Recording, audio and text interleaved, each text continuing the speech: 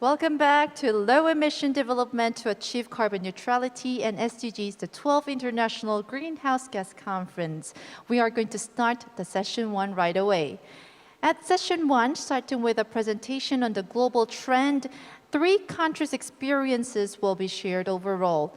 And there will be followed by a comprehensive discussion where we'll be also having the Q&A session regarding the collected questions for each speakers in advance to be dealt.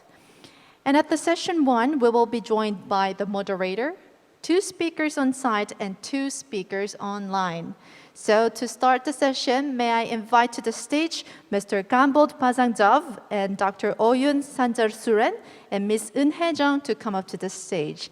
Let us welcome them with a big round of applause.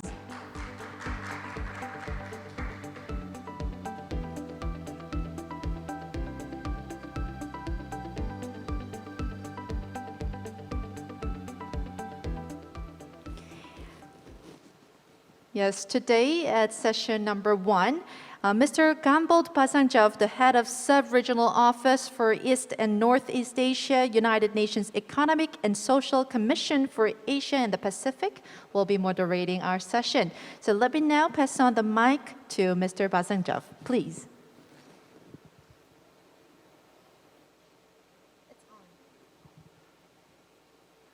Thank you very much. And now we will start the first session of today's conference. It's my pleasure to welcome the speakers who present today, and also my warmest greetings to our colleagues who are joining online.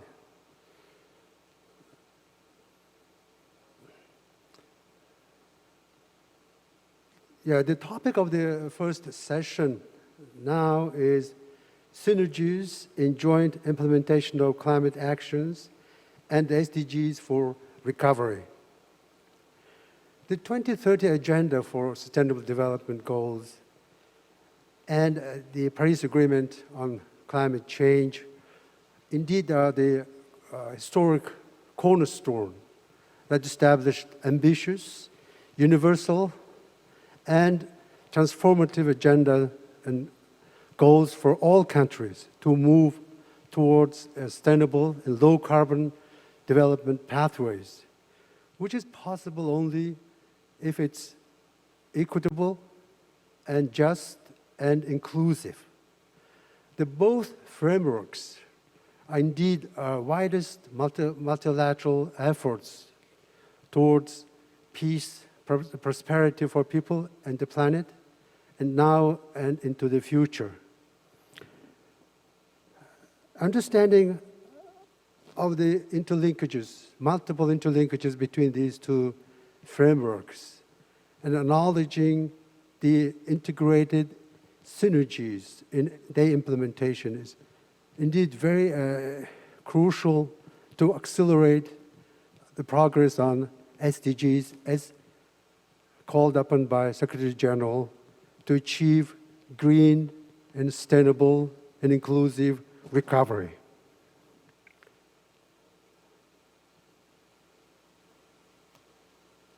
Now I would like to introduce our speakers. So today we have 4 distinguished speakers with us to share their experiences and insights on the interplay between climate change and sustainable development. First, we will hear from Dr. Oyun Sanjarsuren, Director of External Affairs of the Green Climate Fund, on the global trends of financing the climate ambition.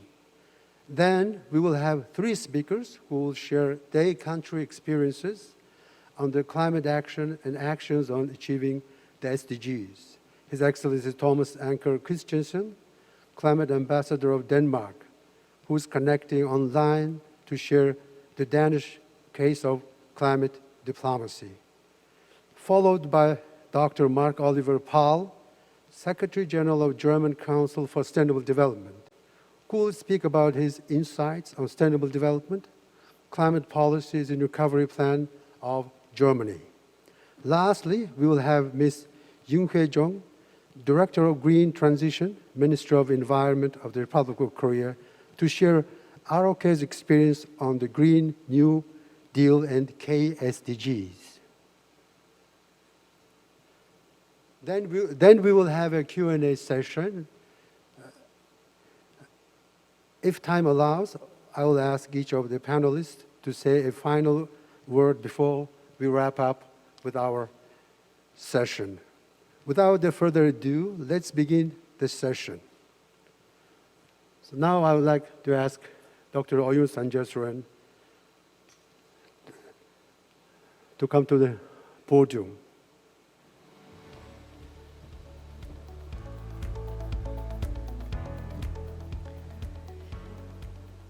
Thank you very much for inviting for this very important event, Ministry of Environment, GHG Inventory and Research Center of Korea, UN Office for Sustainable Development. Indeed, it's very important for all of us to work towards what now we all call Decade for Action.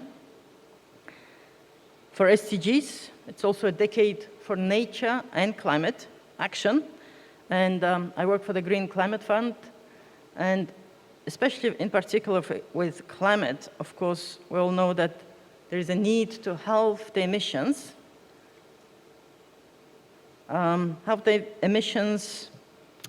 in the next decade, and halve again the decade after, and then reach net zero by 2050. For, of course, nature biodiversity, we need to reverse the biodiversity loss. And then we'll know the 17 SDG goals, and the tasks are really enormous. The recent net zero drive has been, I think, there is a true momentum that is being built. It's a pivotal, really, time to fight against climate change. And rather than decade, it's actually even the next few years that are very, very crucial. In this context, everybody knows now that the green resilient recovery is really essential if we are to meet the goals of both SDGs and Paris Agreement. The recovery measures are not sufficiently green and not aligned with SDGs. We all know that, and then I'll come back to some numbers. But South Korea has become a model for developing countries in the way it has rapidly industrialized and built the economy based on fast internet speeds, but also great economic prosperity and progress. We applaud Korea, especially the carbon neutrality pledge, the Korean Green New Deal, and both are paving the way for the countries to become a leader in sustainable economic growth. And of course, it's not only an example of progressing internally within the Korea, but also through hosting Green Climate Fund, also contributing to Green Climate Fund, which works now with more than 140 countries. Republic of Korea is also contributing to developing countries to reach the climate ambition as well. I would like also to applaud Republic of Korea for convening a very important P4G summit this week, which is a great example of Korea's leadership in sustainability and net zero race. UNSG, we've just heard the Secretary General to speak earlier at the opening through his video address, and then he calls 2021 this year a leap year for building a true global coalition for carbon neutrality.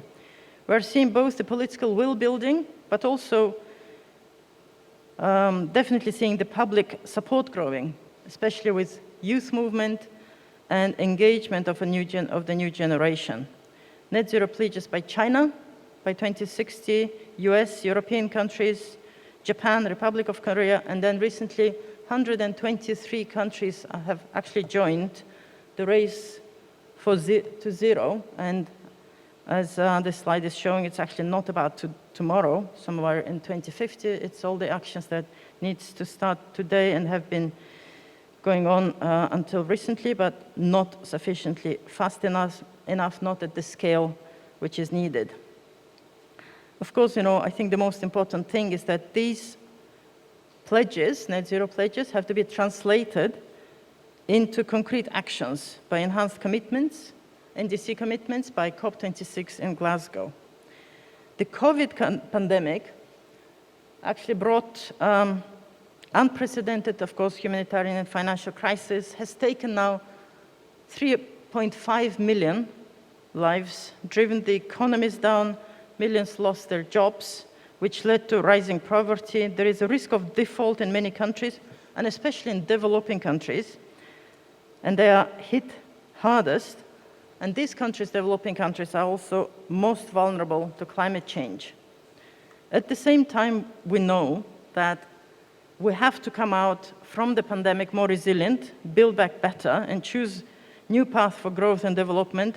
And the key message here is getting the recovery right.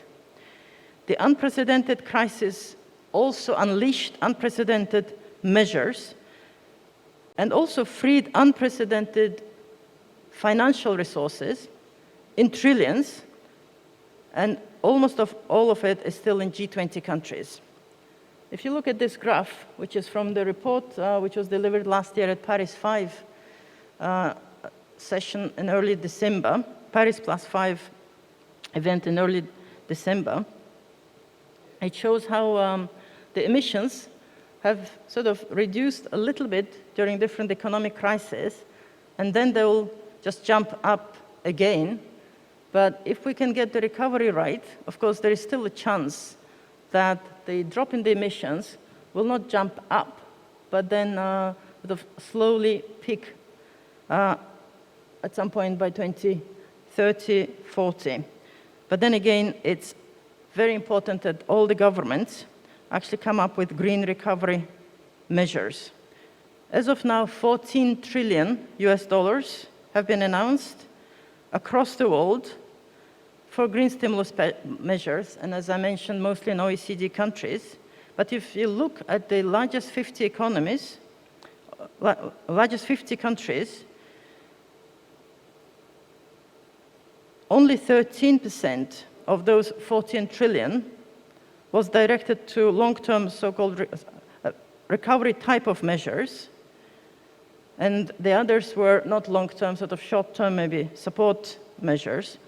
And out of those only 13%, which looked like long-term recovery measures, less than 20%, and that's 340 billion out of 14 trillion, have been actually directed to green recovery measures. This is from the report released recently by UNEP and Oxford University in March 2021. So the drop in carbon emissions from coronavirus lockdowns in 2020 will have a negligible effect on average global temperatures. However, strong green economic recovery measures from the pandemic, if we invest in low carbon technologies, practices, and infrastructure, and do not bail out carbon-intensive industries, could cut warming by 0.3 degrees Celsius and put us back to track to avert catastrophic climate change. With the value of climate finance opportunities in developing countries between now and 2030 is estimated to be around $23 trillion. At the same time, these are the needs, the climate finance opportunities in developing countries. If you look at various investment, infrastructure, pipeline of projects in developing countries. At the same time, you have $18 trillion of negative yielding debt in OECD countries. So it's a paradox. On one side, you have in OECD countries huge volume of money sitting in negative yielding debt, and on the other side, you have a lot of good opportunities that can be invested in green and resilient infrastructure and other climate projects. But so the logical and natural way should be that the climate finance should be flowing from developed OECD countries to developing countries. But this is not happening.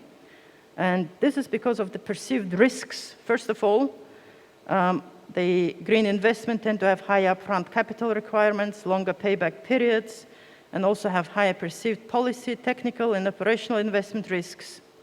And at the same time, blended climate finance, blended being if you use public sector money to de-risk private sector investments and blend them for the private sector investment to leapfrog to greener from business as usual.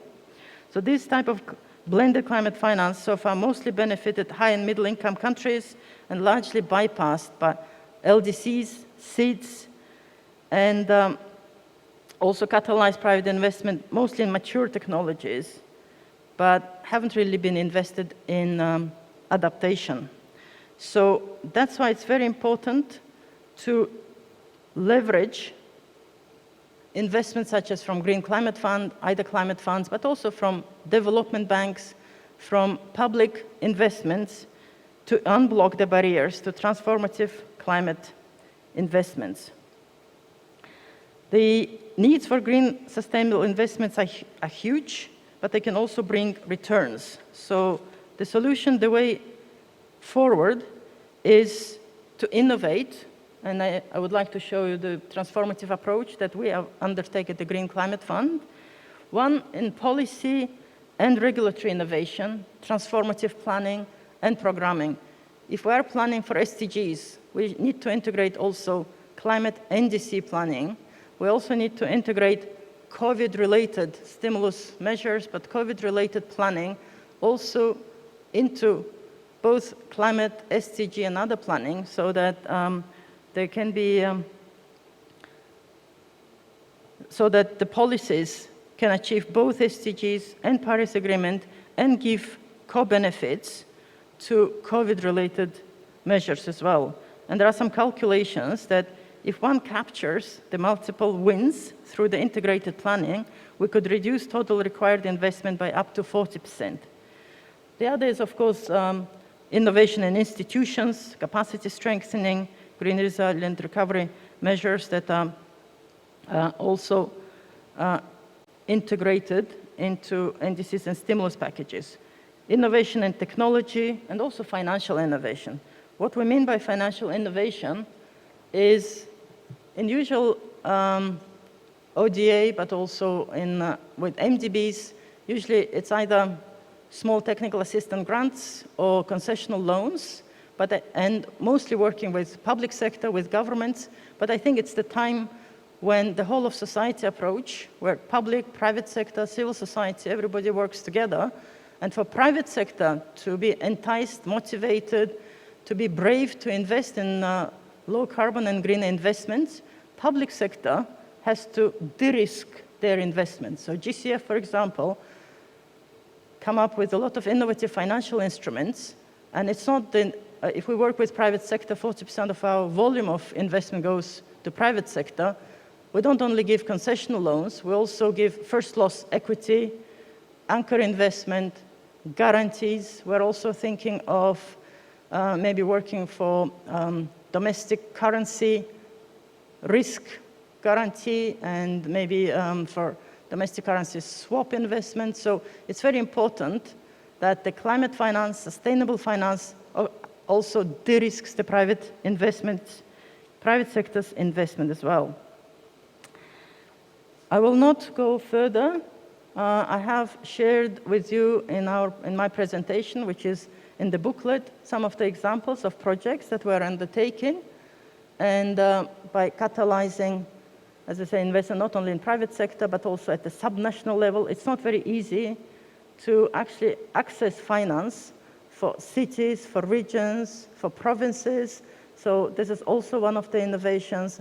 And I would like also to invite you, we are here in Songdo, in Incheon, to all of you to come and visit GCF, and we'll be very happy to present to you our work in now that 140 countries around the world. And again, thanks Korea for hosting GCF, because we're also supporting those countries through GCF. Thank you.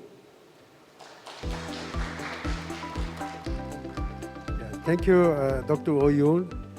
It's just not enough to say how critical it is for the Green Climate Fund to catalyze low emission and resilient pathways. We hear from you loud and clear that we need to anchor the post-COVID stimulus in getting the recovery right. Thank you. Now let's move on to sharing country experiences. First country to be presented is Denmark, one of the leading countries partnering for green growth in Global Goals 2030. and the P4G. Please join me to welcome His Excellency Thomas Anker Christensen, Climate Ambassador of Denmark, who will present climate diplomacy, the Danish case. Ambassador Christensen, the floor is yours. Thank you very much, Mr. Basanjaf, and thank you to the UN in Korea and to the Korean hosts for organizing this conference and inviting Denmark to present. I would personally have wished to be with you in person, and I hope that everybody is safe and doing well despite of the pandemic. We have partnered with Korea in making the P4G summit a reality, and we are very happy and proud to see how that has worked out positively. Denmark hosted the first P4G conference in 2018, and we have been very much engaged in putting online with the Korean team the conference that is taking place now and has its sort of a peak on Sunday and Monday with the Leaders Dialogue. And I very much share Dr. Oyun's words of praise for the Korean efforts to launch the Green Deal despite the pandemic and to push forward with setting the ambitious 2050 climate neutrality target, the announcement of the end to exporting coal technology and so on. The Korean leadership in hosting the Green Climate Fund and indeed in pushing forward on this agenda is remarkable and very welcome. So just as a starter before I jump into the presentation I've been asked to do about the Danish case, and of course the framing of this conference is around both the climate action and the SDGs. My focus will be on Denmark's climate action, both nationally, but also a few words about what we do globally. But I will try throughout to link it to the SDGs because clearly without breaking down the climate action into its components, which are mainly, linked to the SDGs, you can't really analyze the action that is being taken as it's linked to action on energy, on water, on food systems, health, education, urban development, infrastructure, and so on and so forth. So with that, let me just say a few words, and then I think we will have a conversation afterwards.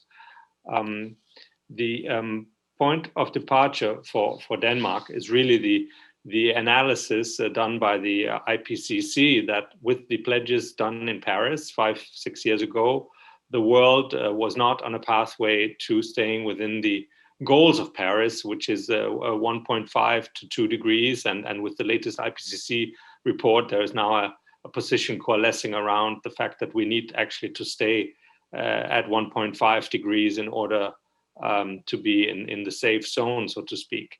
And in Denmark, we decided to, with support from science, to set out our own pathway to do what we needed to do to be on a 1.5 degree trajectory.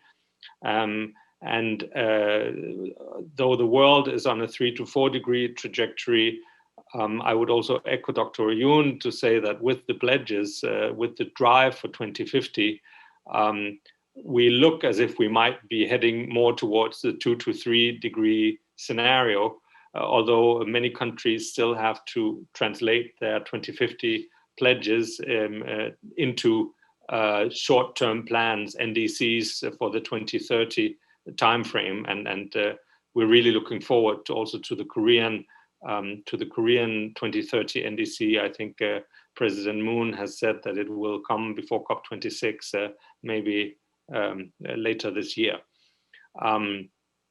In Denmark, we also do this based on the scientific fact, and it's in the latest UNEP GAP report, that we need to reduce emissions by between 6 to 8% annually as a global community, all the way through to 2030, in order to come on the 1.5 degree pathway.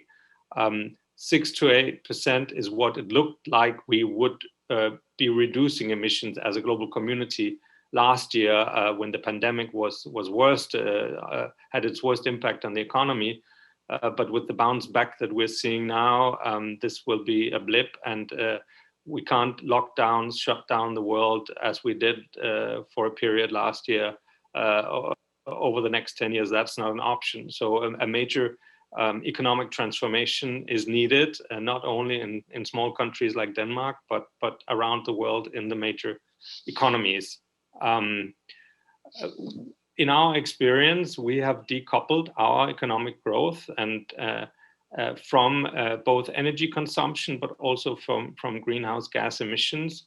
Our trajectory shows that our economy since 1990, which is our baseline year, has grown with around 60%, while emissions have dropped by 40%.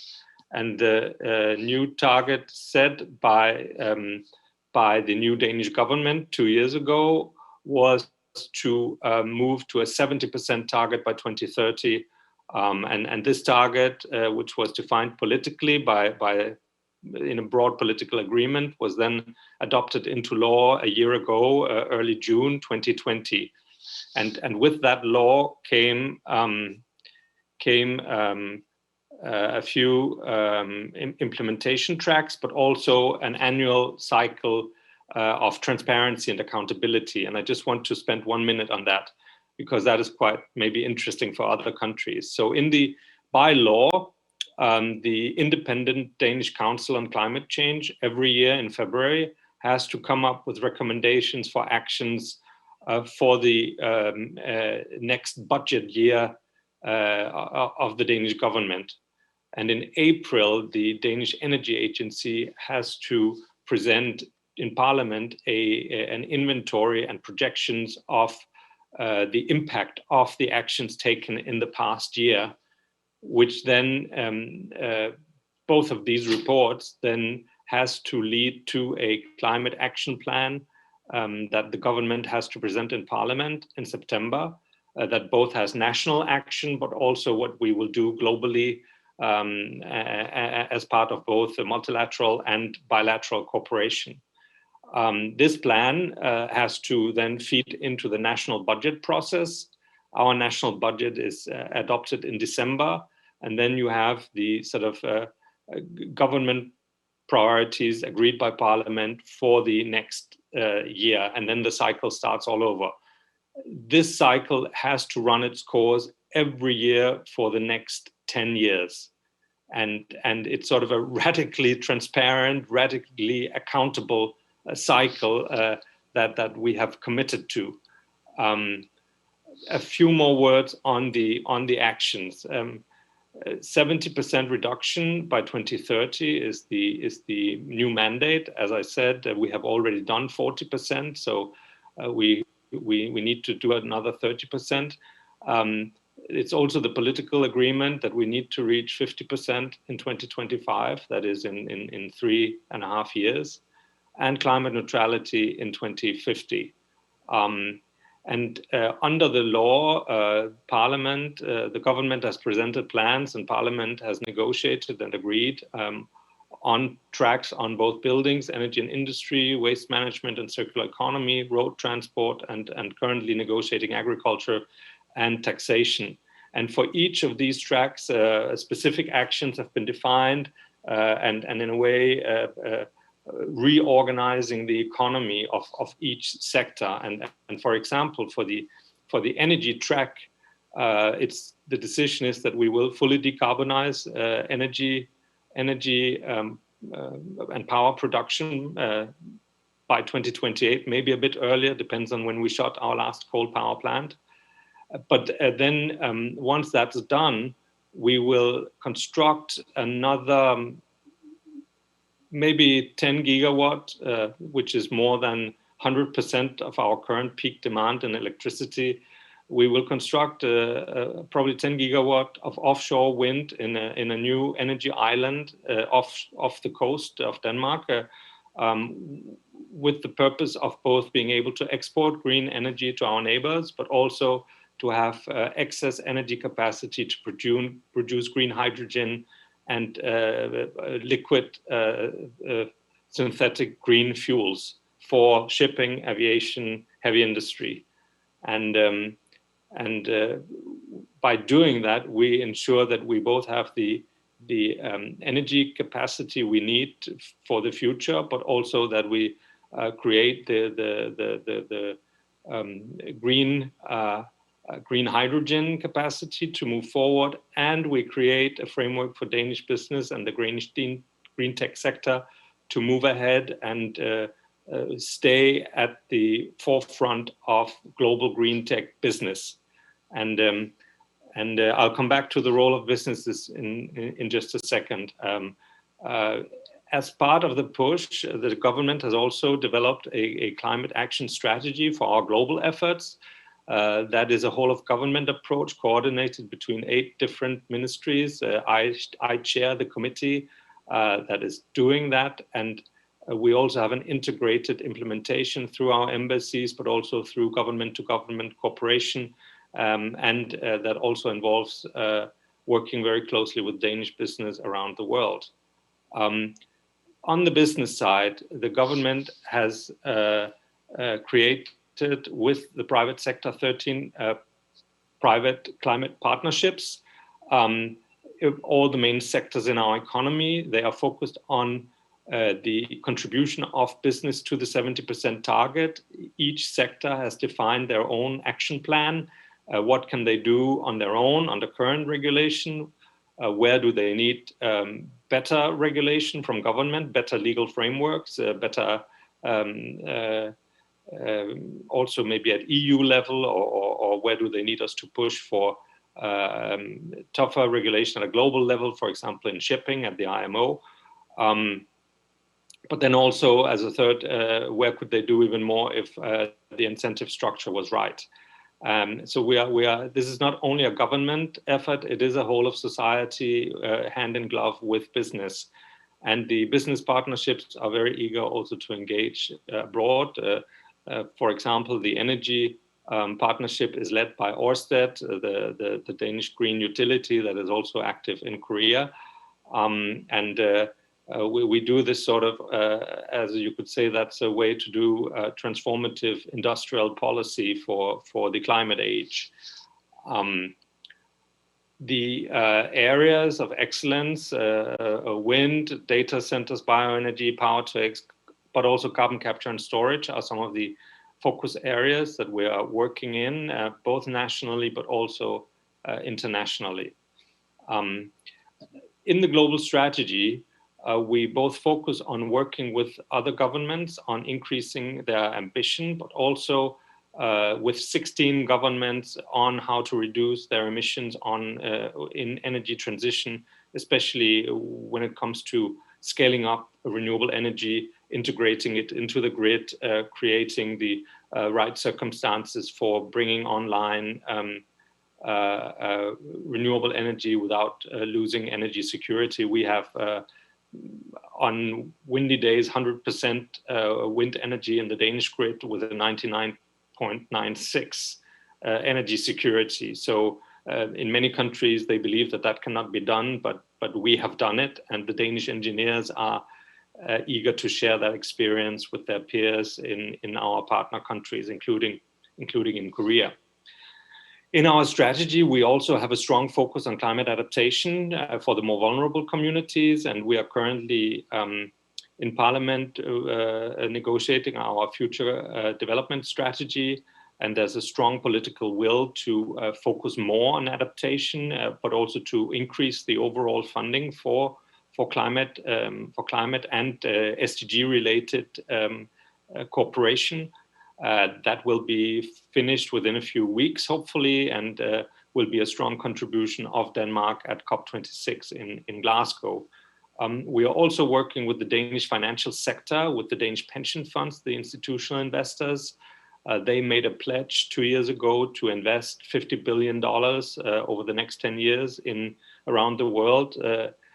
They have already invested more than 10% of that and are looking actually for more opportunities. And we are trying to create a collaboration between pension funds in the Nordic countries, but also with the UK, Netherlands, and other European countries in order for the pension funds much more strongly to be global players with their capital, also building on the kind of de-risking mechanisms that Oyun presented of what the Green Climate Fund is doing. And finally, as the last point, we are working with the Danish green tech sector. We have some of the world leading companies on how to bring their green solutions to the global market. That's quite a comprehensive global strategy that we are working on. On the push on ambition, just a few words on that. As is widely known, China is now the world's largest emitter by far, with the US and Europe and then India in the next places. We have a close collaboration with China on energy transition and how our experience can be shared with them, also focusing on coal and coal phase out. But if you look at the distribution of emissions, you can also see that while China is the largest emitter, that there's a whole range of countries that are quite large as well, Japan, Germany, Korea, Indonesia, and so on. I think Korea is roughly number 7 in the world. And really our bilateral cooperation is focused on a whole number of the countries in this slide. We don't use consultants. We use the Danish Energy Agency. They have set up a whole division for cooperation where they work with their peers in country, but also invite them to Denmark and share the experience of the value chain of energy production in Denmark. And that works very well and builds on trust between the peer-to-peer outreach. But Denmark is also an SDG 7 champion on energy transition. So we are trying to work also with the, especially countries in Africa.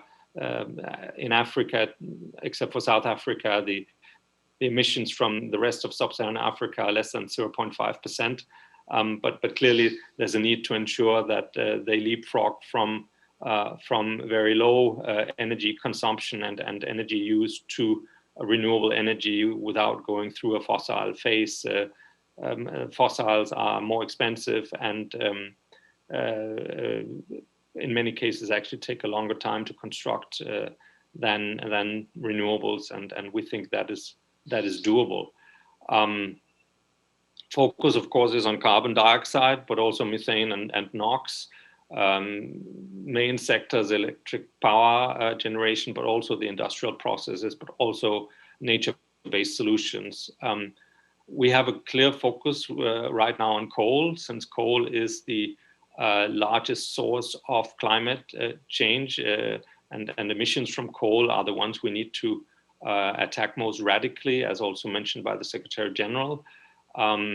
And we do hope that most OECD countries would have plans to end their coal in their power generation by 2030 or closely thereafter, as recommended by science. The rest of the world by 2040.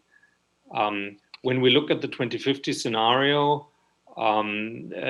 fossil fuels need to be phased out in most sectors. There will still be some gas left abated by carbon capture and storage in cement and steel.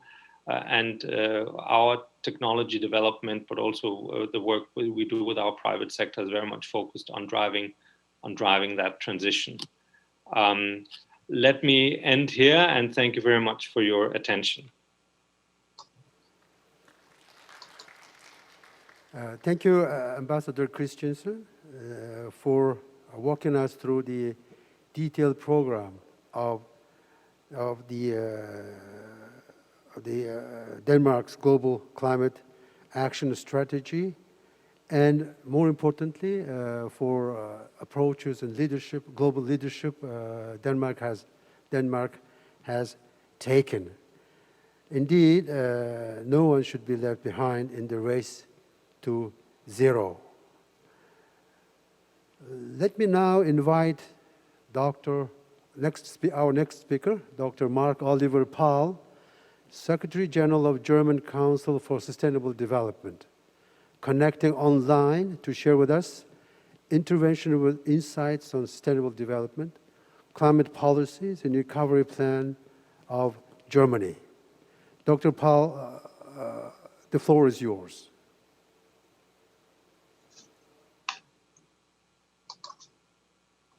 Thank you. It's a pleasure to be with you. And I'm very happy to contribute to this conference.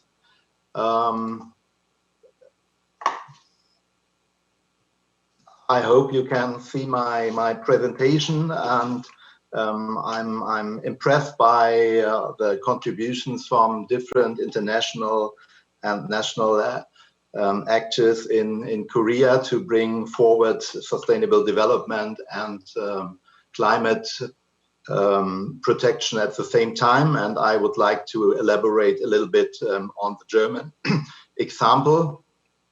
And speaking as the Secretary General of the German Council for Sustainable Development, I'm bringing in, on the one hand side, the government perspective. We are advising the national government, but also bringing in the perspective of our members coming from various parts of society.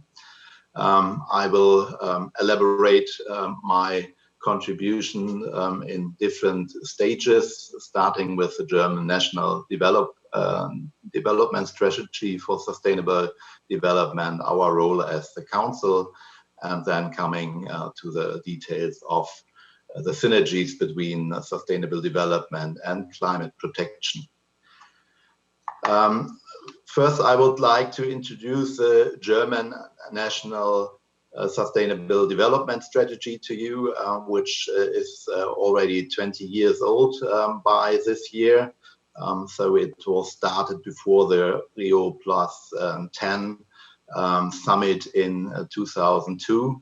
And one of the major innovations of the new strategy, which was passed by the German government in March this year, is not only to concentrate on the isolated single SDGs, but also to define transformation areas which group together different SDGs and try to come up with a more integrated approach.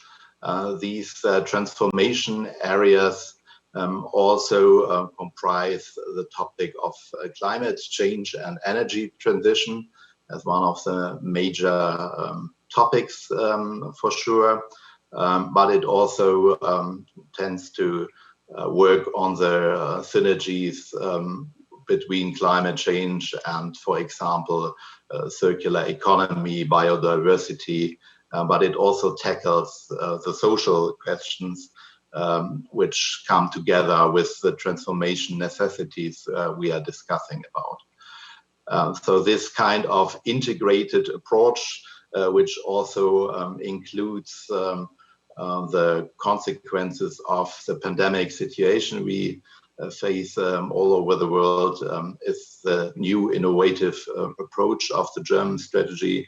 And I think this goes very well together with the systemic view you want also to push forward with this conference. So a short glimpse of the architecture of sustainable development in Germany gives you a first overview of the complex situation we have and the specific role of the German Council for Sustainable Development.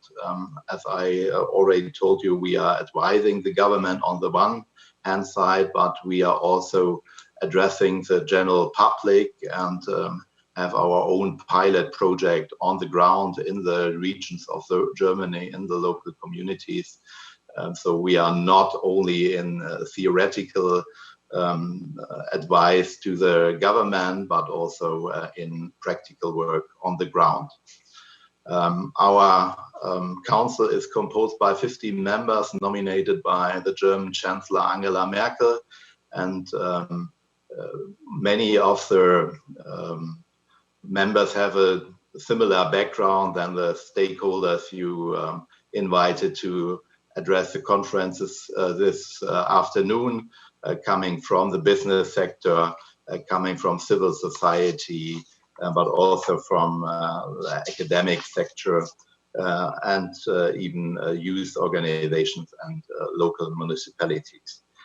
So we try to bring in this whole of society approach in our work and in the counseling of the German government. Some topics we concentrate on to give you an insight on how widely we are advising the government. So we are dealing with food systems and also try to address the upcoming food system summit in September this year, which has also a certain consequence for climate change, as the food sector is one of the main emitters of emissions. As you all know, we are working on the further development of the German sustainability strategy. I told you before, but also on a topic like supply chain, which is quite important during pandemic times where many traditional supply chains were interrupted, and we are working on a German law which might be passed by Parliament in the coming weeks to enhance the sustainability of this supply chain. And last but not least, we are also discussing the financial questions which are addressed on a national level, but also on the European level. The European institutions have passed the multi-annual financial framework for the European Union for the coming 7 years last year under German presidency, and it included a very important recovery package called the New Generation EU package of 750 billion euros over the coming years.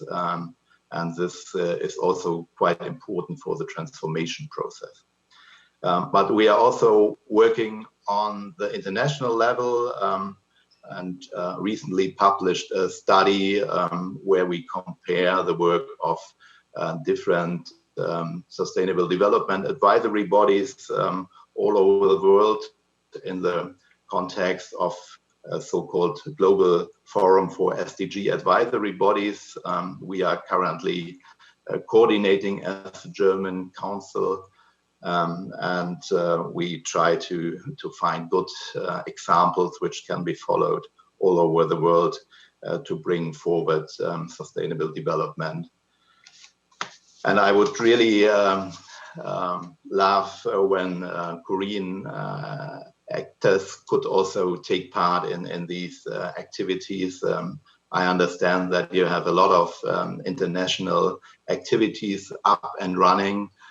For the moment, there's no active involvement of Korean partners in this global forum, which is also supported by UNDESA, and it would be an important contribution if you could bring in your experience on the national level, but also on the international level, also in this arena.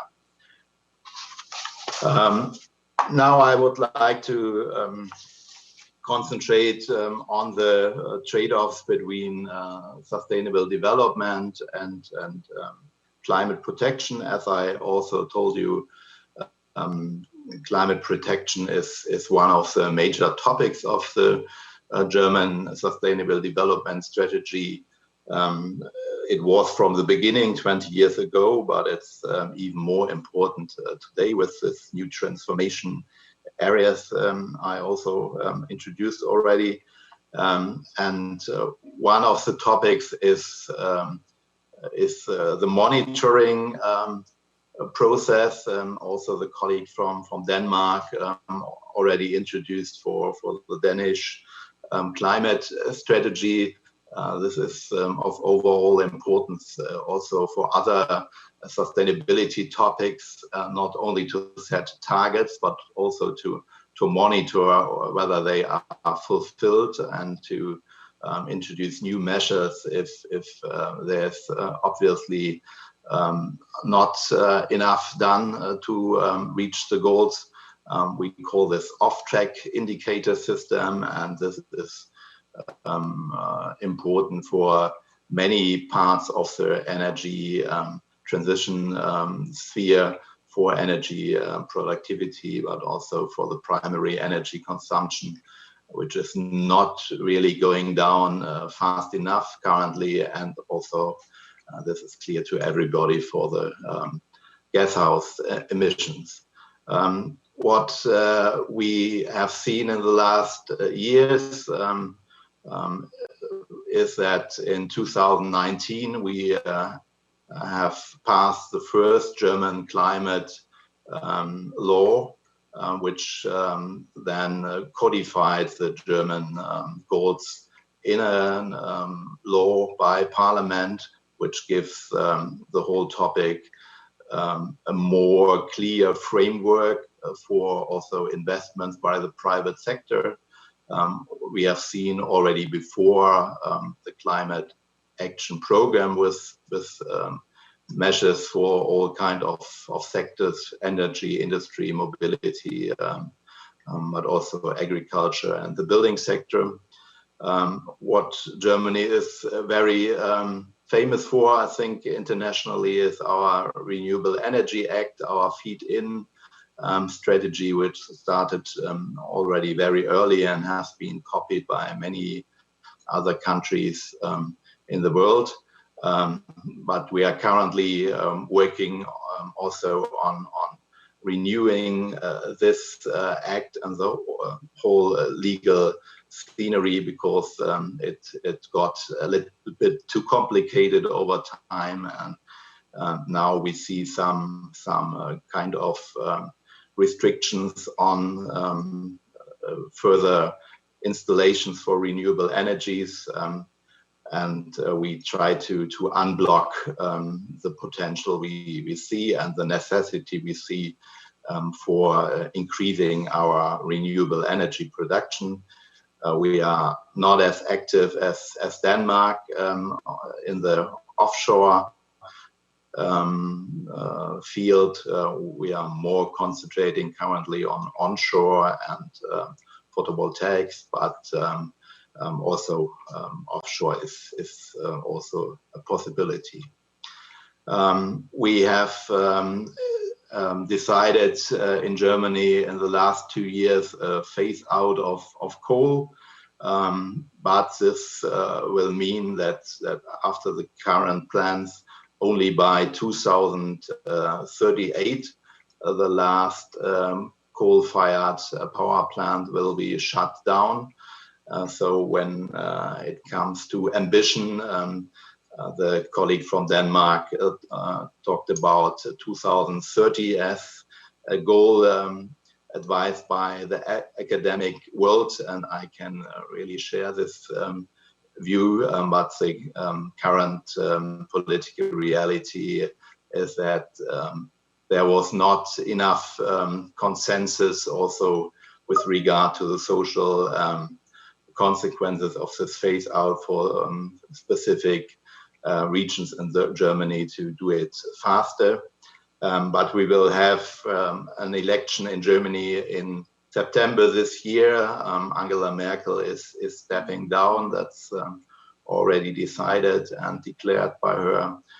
So we will see a new chancellor and a new government. And currently, in the polls, the Green Party is leading in front of the Christian Democrats. So very probably we will see a new government coalition coming up in September or after September, and this might mean new movements for more ambitious measures also in this phasing out of coal. What is very important is that this new climate law extended the carbon pricing scheme, the emission trading system of Europe on a national basis also to other sectors like mobility and the housing sector, and this is very important for the scope of the measures in all sectors. Germany is also very active in the international climate financing, also working closely with the international funds, and we are also working very much on the topic of sustainable finances, also already mentioned by previous speakers. So the impulses coming from the financial sector for companies to transform their strategies is quite important and can be enhanced. So quite important developments from the last weeks. I can also mention a ruling of the Constitutional Court of Germany by April, which told the German government that the ambition level for climate change and climate neutrality is not high enough. And this will have specific consequences for the German goals for the next years. And all this is done in the context of the European Green Deal, which was introduced by the new Commission President von der Leyen and Vice President Timmermans by 2019, when the new European Commission came into office. And this is a very good foundation for also national activities. And to give you some numbers also on the recovery packages, which shall be discussed in this session. The EU recovery package called Next Generation EU, I already mentioned, will invest 250 billion euros over the coming years, especially in the southern European countries hit most by the pandemic situation, but also in the northern country to a limited number of projects which will be co-financed there. And 37% of this 250 billion package will concentrate on climate change. So this is a huge part of the package. There is also do not harm principle implied in this national plans due to be prepared for the European Commission. So it's not a really overall green package, and I can support the impression contributed before that there's still some potential in more greening of the recovery package, but a 37% share for climate protection measures is, I think, not very bad. The overall quota for climate protection measures in the EU budget in the multi-annual financial framework is 30%. So this is above this quota, and we see also additional measures, for example, in the digital sector,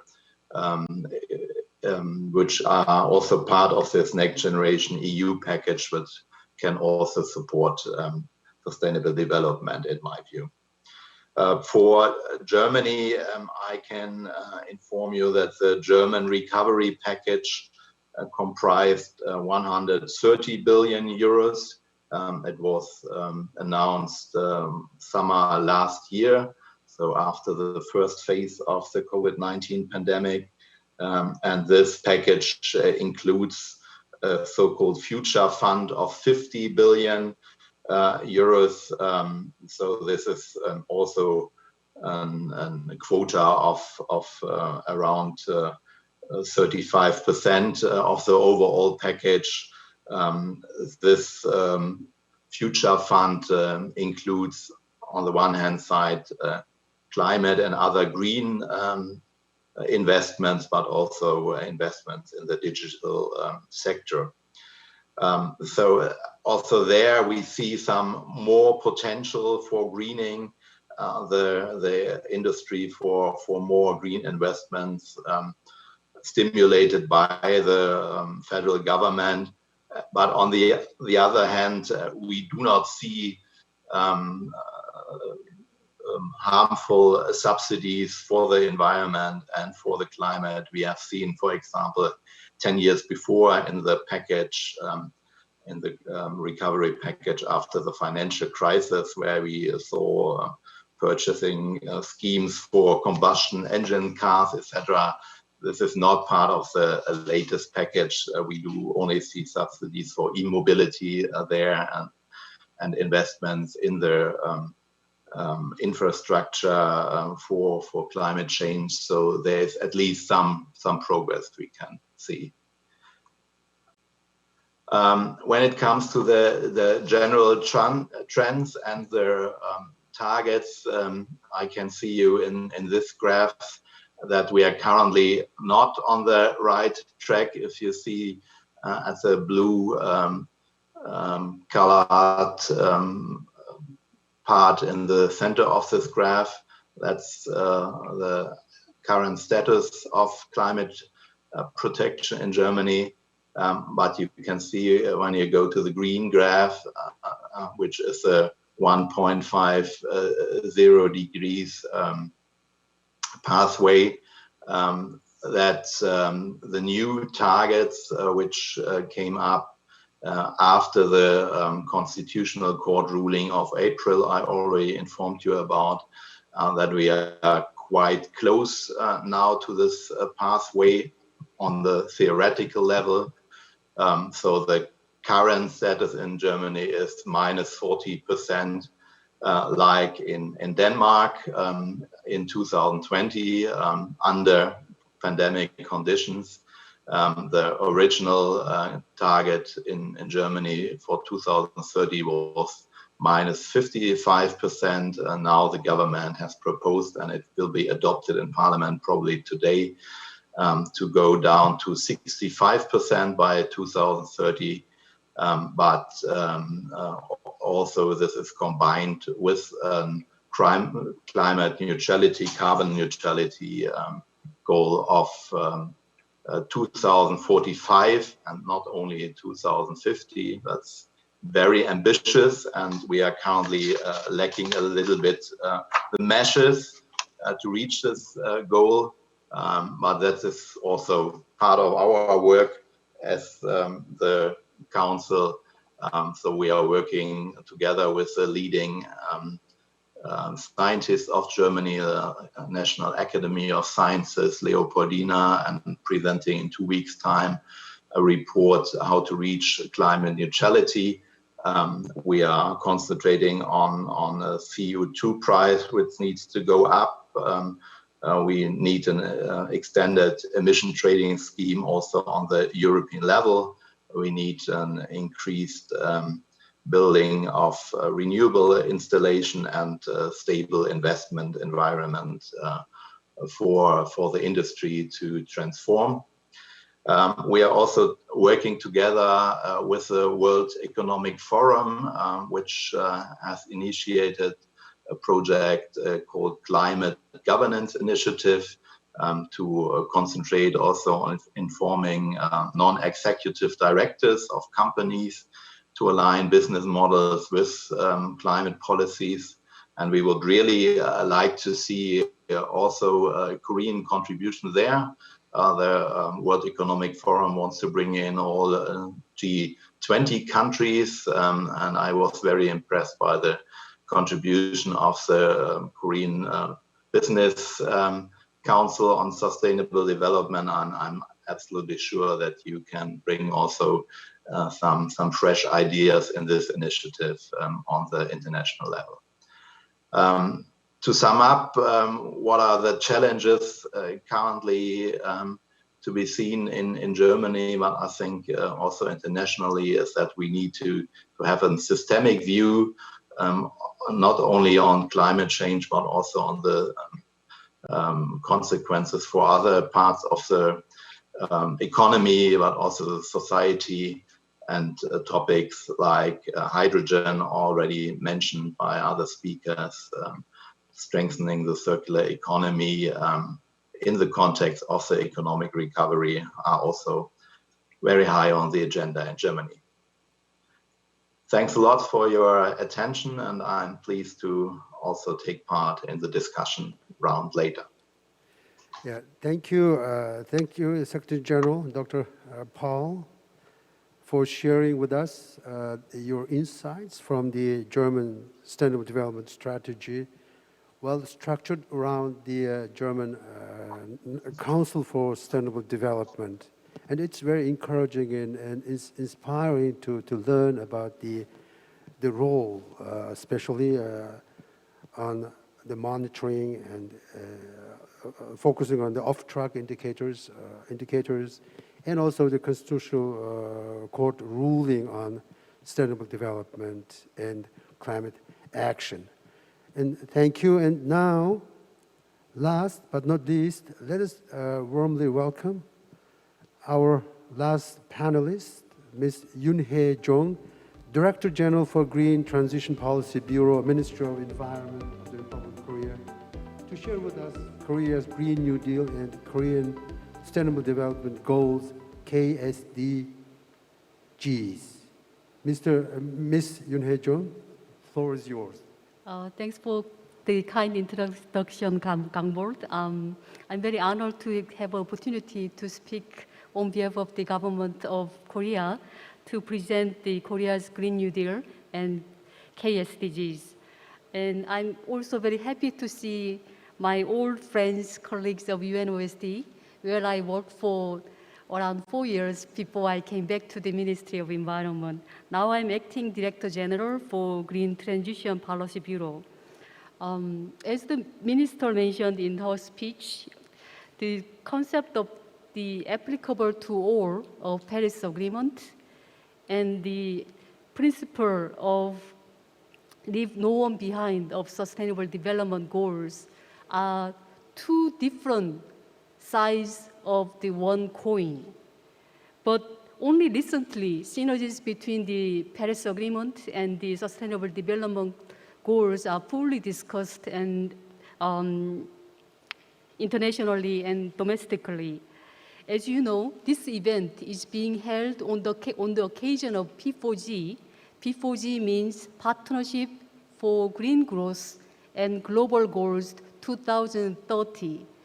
They included Global Goals 2030 in 2018 first P4G summit, and they focus on the 5 thematic areas, which is food, water, energy, city, and circular economy, and which respectively represents SDG Goal 2, 6, 7, 11, and 12.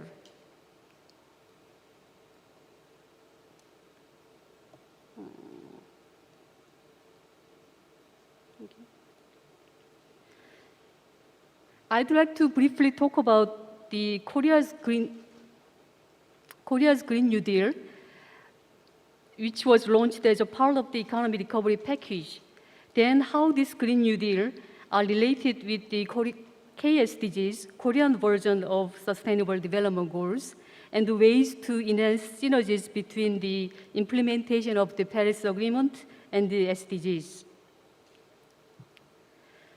So as we all know, the goal of the Paris Agreement is to limit the average global temperature rise well below 2 degrees Celsius and aspire to achieve 1.5 degrees Celsius by reaching carbon neutrality by 2050.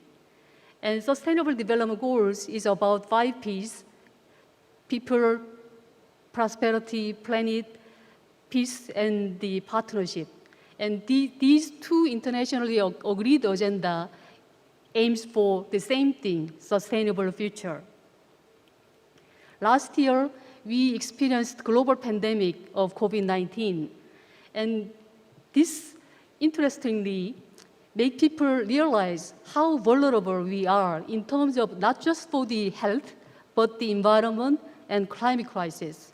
And many countries came up with the Build Back Better plan, and Korea made new plan for the Build Back Better, Korean New Deal. Korean New Deal consists of the 3 pillars: Digital New Deal, Green New Deal, and stronger safety net. The New Deal in 2020 to recover from Great Recession means 3 R's. First R, relief for people. Second R is recovery for the economy. And the 3R, reform for the future. So the Korean New Deal has these 3 components: the stronger safety net for the relief, economic recovery, and the reform for the future through the Digital New Deal and Green New Deal. And Green New Deal, through the Green New Deal, Korea wants to make a transition to a low-carbon green economy and make stronger and greener industry and to become global green leader. And with the public and private investment in green remodeling and green smart school in the building sector, and the renewable energy expansion in the energy sector, green mobility in the transportation sector are the main part of the Green New Deal. Before I move on to the synergies between the Green New Deal and Korean Sustainable Development Goals, let me briefly talk about how Korea is accelerating its efforts for the implementation of Sustainable Development Goals. In 2018, Korea made the KSDG. It's a Korean version of the UN SDGs. It's an effort for localized UN Sustainable Development Goals by incorporating Korea's specific circumstances and the priorities. The process for the establishment of KSDGs was participatory and bottom-up. The stakeholder groups such as youth, the women, civil society, and the expert group from the government and the research institute were working together in the joint working group for each Sustainable Development Goals. And they made the suggestion for the goals, targets, and the indicators, and it was approved by the inter-ministerial body, such as the cabinet meeting, and finalized in 2018. And in 2020, last year, we made 4th Sustainable Development Plan, which to make more concrete policy measures for the implementation of Sustainable Development Goals by 2030. Let me talk about each component of the Green New Deal and how each component can contribute to the implementation of the Sustainable Development Goals. For example, sustainable infrastructure and nature restoration, turning public facilities into zero-energy buildings like the green remodeling, green smart school, is directly related to Goal 7, energy saving and increased energy efficiency. But it also interlinked with the other KSDGs because the school innovation helps to protect children's health, investment, economic growth, and many other sustainable development goals. Smart green city, urban forest, ecosystem restoration is directly related with the Goal 6, 11, 14, and 15, and also related with many goals. I will just skip this part because time is running out. But just the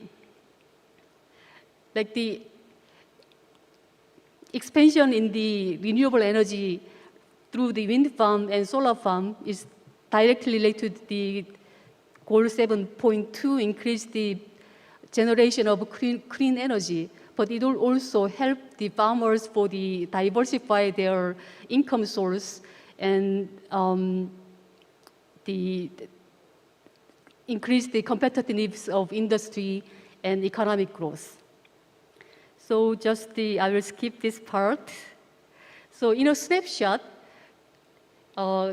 this is the Green New Deal, and goal 6, 7, water, energy, infrastructure, city, circular economy, climate change, ecosystem conservation are the goals that the Green New Deal is aiming to achieve. But as you can see in the interlinked K SDGs, poverty alleviation, food security, health, education, and economic growth are the goals that Green New Deal is contributing to through the result of the various Green New Deal projects.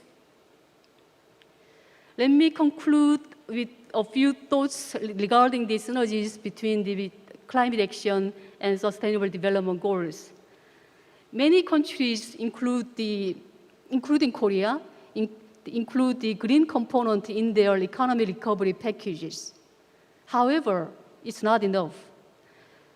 Recently, IEA reported that this year, notwithstanding all the pledges and the raising ambitions for the carbon neutrality by 2050 by many countries, greenhouse gas emission is rapidly increasing. Second biggest increase in the history, IEA says. So we need more effort for making greener recovery package for COVID-19. In Oyun's presentation, she mentioned about the singular opportunity to reset emission. This time is the singular opportunity to reset emission. So we cannot lose this important opportunity. And international cooperation and assistance for the countries in need is very essential to make the green recovery. Second, inclusive dialogue for green transition forward is very important. As I mentioned in previous the slides,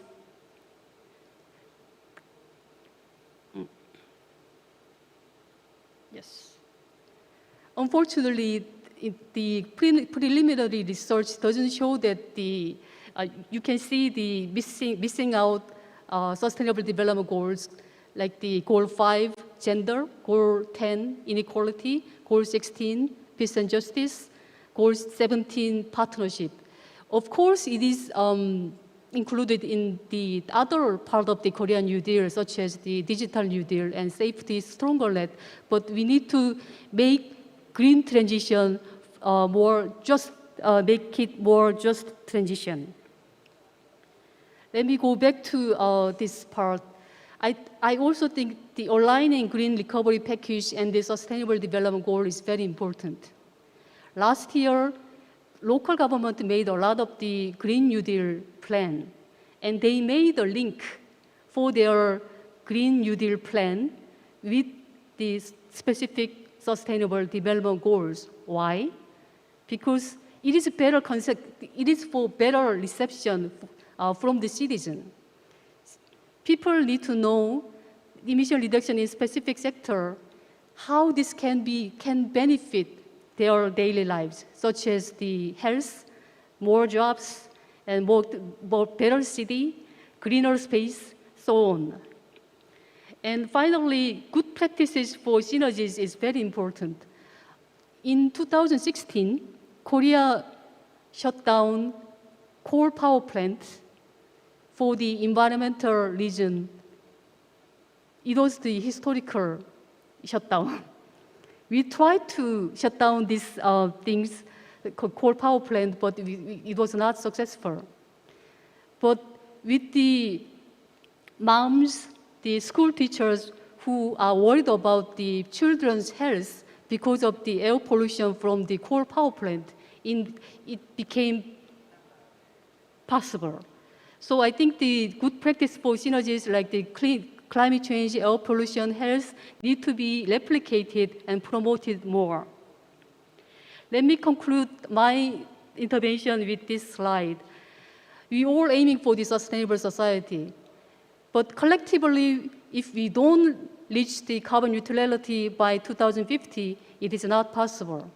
So in the wake of the COVID-19 and climate crisis, we need to make all the efforts for the Green New Deal and the Sustainable Development Goals outcome can contribute to carbon neutrality and sustainable society. Many previous speakers talk about the importance of this decade. The decade of action from now to up to 2030.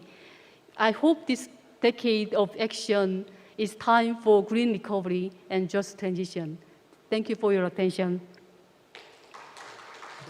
Thank you, Ms. John. So indeed, so this Korean New Deal and the SDGs, how it will fit under this global agenda on sustainable development goals and Paris climate goals through this integrated policies and building the synergies. And thank you, because we are well behind the schedule. So with your permission, so I have to skip the Q&A session. So hope the audience who sent the questions will understand us, since most of the speakers shared well addressed many of the concerns you raised through your question. Instead, I will just ask each of our speakers to spend 2 minutes each to make a final comment and highlights. So I'll ask first Dr.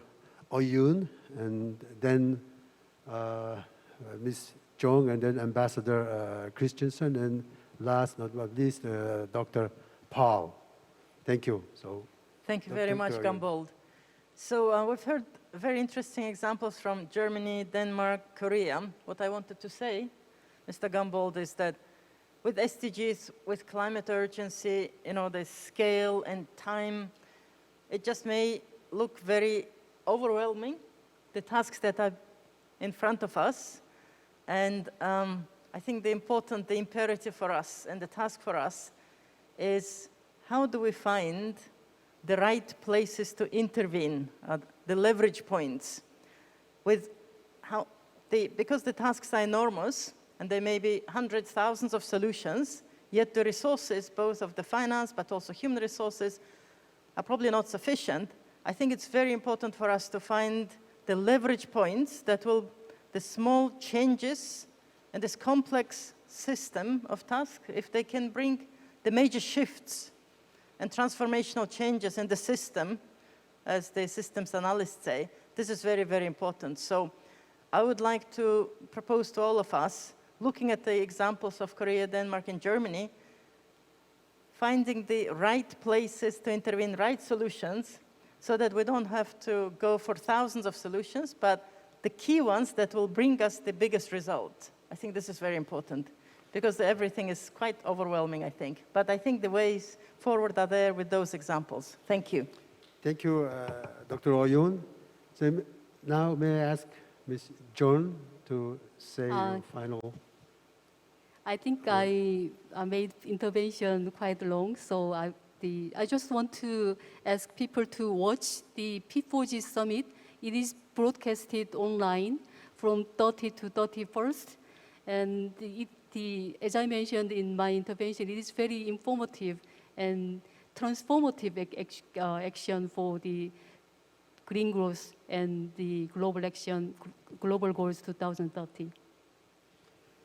Ambassador Christensen, floor is yours. Just have to unmute. Well, I think all the interventions illustrate, as was just said, the complexity of the issue, and that in a way you have both to have the overall systems change, energy system, food system, water system, financial system. But you also have to stay focused on each of the SDGs and to deliver on them in a way. You have to break down your actions sector by sector in order to be able to move ahead. Otherwise, you get overwhelmed with the complexity of the task. And while many of the solutions are local in Korea, in Germany, and in Denmark, many of the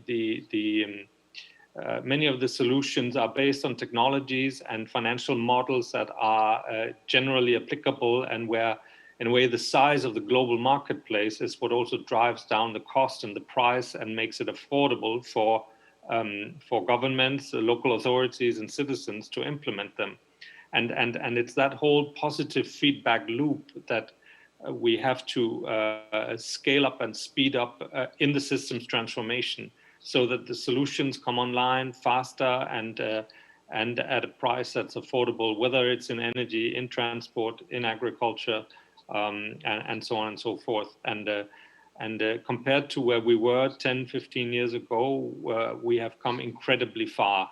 But I think you will see the pace of the change pick up even faster. And our learning has been that if you put yourself as a country in a partnership between public and private sector and with support of the government, if you put yourself at the forefront of that tsunami that's coming, that green tsunami, you can ride the wave and you can actually also benefit from it. And that's at least what we are trying to do in Denmark. And I'm very happy to see Korea moving in that direction too. And of course, Germany, as Mark Oliver explained, has seen a sea change just in the last few weeks with the court decision and the upcoming election.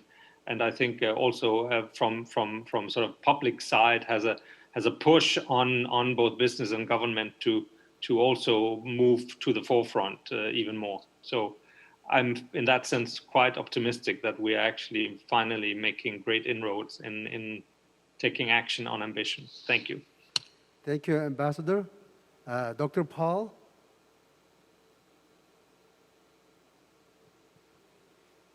So you are muted. Yeah, sorry. Okay. Now I'm with you. Thanks, Mr. Gambold. And as I would like to conclude that we see several similar challenges in all the regions present in the discussion today. And I would really recommend that we continue pooling our resources and our ideas. For example, we are already using in the German International Cooperation Agency, where I am based, the possibilities of financing by the Green Climate Fund and try to blend them together with national and EU financing measures. We need to work together to increase the installation of renewables. Denmark is a front runner there, but we also need more international cooperation on green hydrogen, for example, for decarbonizing the industry. So there's a lot to do and a lot to cooperate. And finally, I would like to renew my invitation to the interested Korean parties, for example, the Commission for Sustainable Development, to join also our international activities in the Global Forum for SDG advisory bodies I mentioned, and in the World Economic Forum Climate Governance Initiative. I think this would be a very valuable contribution with your experiences and your activities also in this international arena. Thanks a lot and good luck for the conference. Thank you very much. This brings us to the end of the session, our session, and I hope the perspectives and the insights shared by our distinguished speakers helped us and the audience to understand better the interlinkages between SDGs and the Paris climate goals, and how the national strategies feed under this global agenda. And for many countries and institutions also, they target to come on board with this acceleration on progress on SDGs. Once again, and thank you very much. So, and let me give a big hand to our 4 speakers, and thank you all. Stay safe and healthy.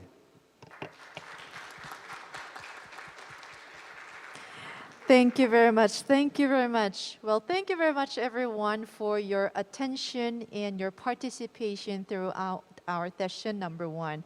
We've been talking about the strategies in the joint implementation of climate action and also for the SDGs for the recovery.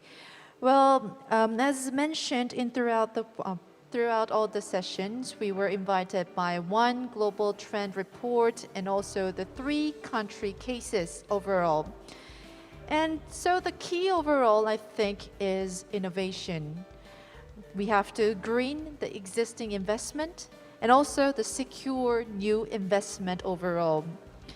And Paris Agreement to be reached requires increased global ambitions and actions.